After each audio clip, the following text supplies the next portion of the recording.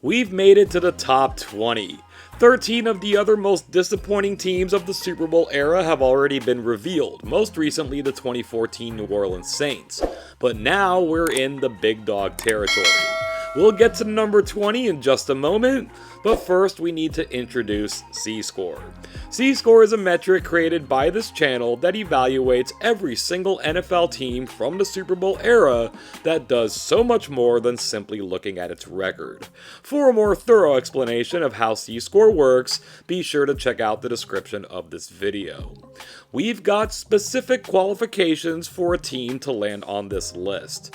They must first put up a season with a positive C-score, increase that C-score to beyond 15 the next season, then drop into the negatives the next season, with this one serving as the disappointment. The larger the drop from season 2 to season 3, the higher that disappointment will rank.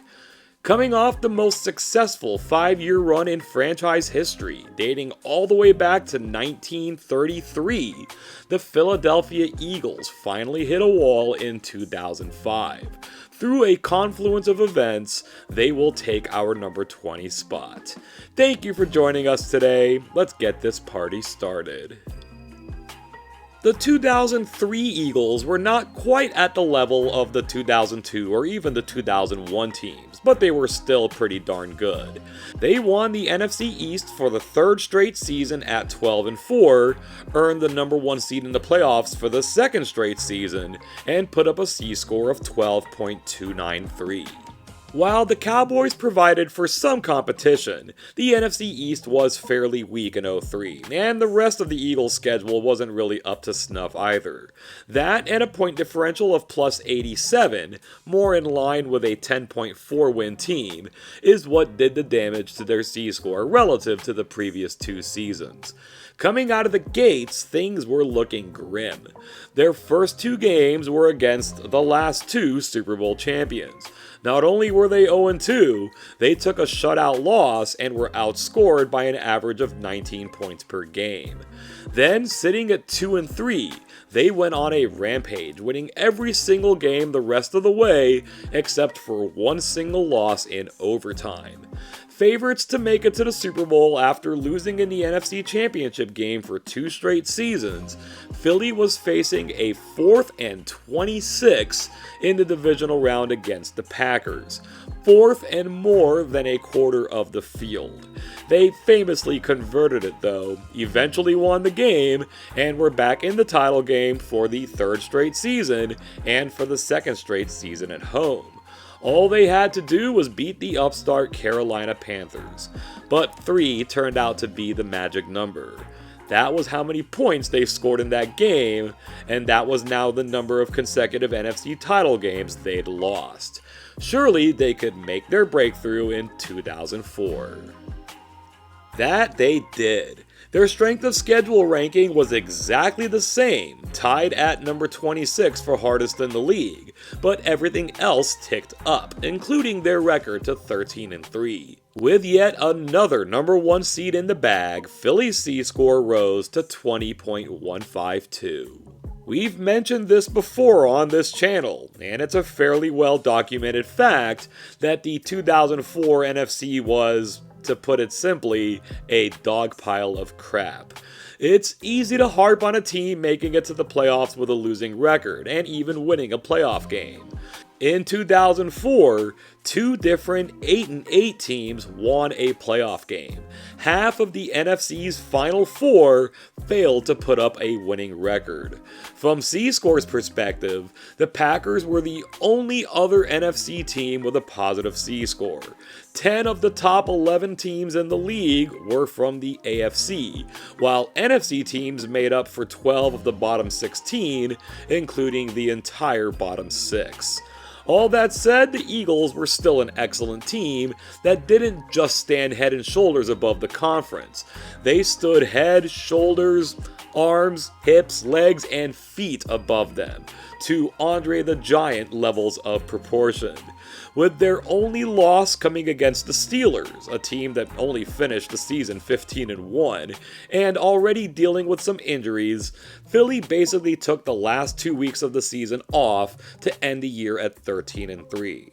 After all, they had that luxury in this season's NFC. The injury that stung the most was to superstar wide receiver Terrell Owens, expected to be out for the rest of the season, on a play that prompted a rule change for the following year. Philly finally broke through in the NFC Championship game and made it to Super Bowl 39, where they would be facing the defending champion New England Patriots, who themselves were also much improved from the following season.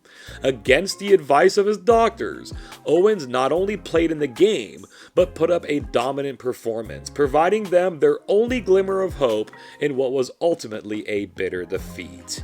Having taken that next step, there was now only one more to go: get back to the Super Bowl, but this time win it. 2005 was the pathway to getting there. There's a lot to unpack regarding the 2005 Philadelphia Eagles, but let's run these numbers down first. They dropped from 13-3 to 6-10. Point differential down by more than 200 points to -78. From 8th in scoring to 18th. From tied for second in fewest points allowed all the way down to 27th. Only their strength of schedule improved, which of course contributes to all of this. And their C-score? Perhaps the most disappointing of all, -7.467. We said earlier in the video that this was the best 5-season run in Eagles history. We can clearly see that in their regular season win totals, but we can see that even more in their win percentage, with only seasons from the 1940s comprising the top 5. That means playoff games, and a lot of them. Not only were the Eagles the only NFL team to make the playoffs in each of the previous 5 seasons, they won at least once each time as well, meaning a minimum of 2 extra games every year. Their 12 total postseason games led the way. That'll take a physical toll on a team, and while the Patriots still went on to win their division, they were a shell of the team they were the year before. Another issue with this Eagles team was off-field drama, including free agency losses and contract disputes, most notably with Terrell Owens. The Owens situation grew out of control, and despite averaging 109 receiving yards and just about 1 touchdown per game, the Eagles suspended him following further locker room strife and some incendiary comments to the media. They were 4-3 at the time of his suspension. Then, of course, were the injuries. Lots and lots of injuries. So many that even kicker David Akers and punter Dirk Johnson weren't immune to them, combining to miss 13 games. Only 9 players were able to start every week, with linebacker Jeremiah Trotter missing out on that opportunity when he was ejected from the opening game of the season during pregame warm-ups. It seemed as though the Eagles had left Philadelphia and actually made their way to Wisteria Lane. These were all bad things, and most of them were out of anybody's control, but there were other problems. Injuries do happen, and while this team suffered them at a higher rate than most, having some roster depth helps mitigate those problems when they occur. They didn't have that. They also pulled an NFL first, going winless within their own division after sweeping it the season before. They managed an early season blowout of the hapless 49ers, but their largest margin of victory otherwise was 6 points. They took 3 different losses by at least 23 points, including a 42-0 embarrassment at home against the Seahawks. All the above issues made it harder on the Eagles, but there is enough evidence here to suggest that a downturn was on its way. They went well past just a downturn though, and into the deep and dark realm of disappointment. The Eagles become the second franchise to make a second appearance on the countdown, settling in at number 20 with their disappointment score of -27.619. Our next entry was almost given an exemption from the countdown, but I decided they should still be included. Any guesses on who that could be? Check us out in the next video to find out. Thank you for getting this far in the video. Do us a solid by liking it and sharing it. Take a moment to click that subscribe button and to turn on notifications so that you don't miss out on the next video from this series and everything else we have to offer. The Eagles lost their run of 4 consecutive NFC East titles this year, ceding the championship to the New York Giants.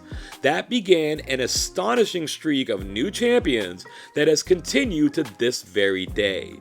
That's 20 straight seasons where no team was able to repeat. Perhaps that too is a sign that the Eagles were somewhat destined for trouble in 2005. In the years since, Philly has as many double-digit losing seasons, 2, as they do Super Bowl championships. That's a darn good ratio. Let me know what you think about this period in Eagles history, specifically this 2005 season. I know we got lots of Eagles fans out there. I'm definitely interested in your perspective. Any other thoughts or anything else on your mind? The comments section is your playground. Thank you so much once again for taking some time with us today, and until next time, I hope you have an awesome day.